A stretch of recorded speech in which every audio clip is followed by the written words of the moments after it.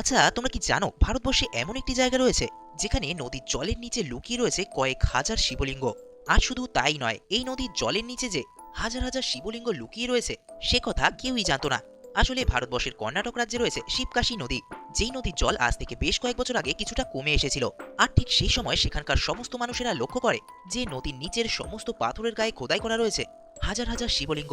আর শুধু তাই নয়, বেশ কিছু জায়গায় মহাদেবের পছন্দের বাসুকী এবং নন্দীরও বেশ কিছু মূর্তি এই নদীর তলে তৈরি করা রয়েছে। আর এই ঘটনার সামনে আসতেই সমস্ত মানুষের মধ্যে কৌতূহল সৃষ্টি হয়। আর এরপর জানা যায় ১৬৭৮ থেকে শুরু করে ১৭১৮ পর্যন্ত এই নদীর নিচে পাথরে হাজারো মহাদেবের মূর্তি খোদাই করিয়েছিলেন সে সময় সেখানকার রাজা সদাশিব রায়বর্মা। আর এরপর নদীর জলে এই মূর্তিগুলি ঢাকা পড়ে যাওয়ায় এগুলি মানুষের চোখের আড়ালে ছিল। আর হাজার হাজার মূর্তি থাকার কারণে এই জায়গার নামকরণ করা হয় সহস্রলিঙ্গ। আর তাছাড়া প্রতি বছর শিব পুজোর সময় এই অঞ্চলে বিরাট মেলারও আয়োজন করা হয়। এছাড়া তোমাদের জানিয়ে রাখি, এমনই একটি নদী রয়েছে কম্বোডিয়াতেও, যেখানে নদীর নিচে কয়েক হাজার শিবের মূর্তি দেখতে পাওয়া যায়।